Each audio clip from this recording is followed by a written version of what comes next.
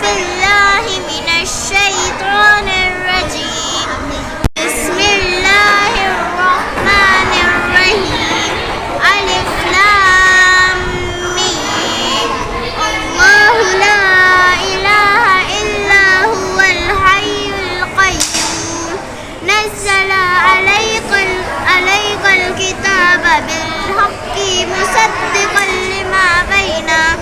لما بين يديه وأنزل التوراة والإنجيل من قبل هدى للناس وأنزل الفرقان. إن الذين كفروا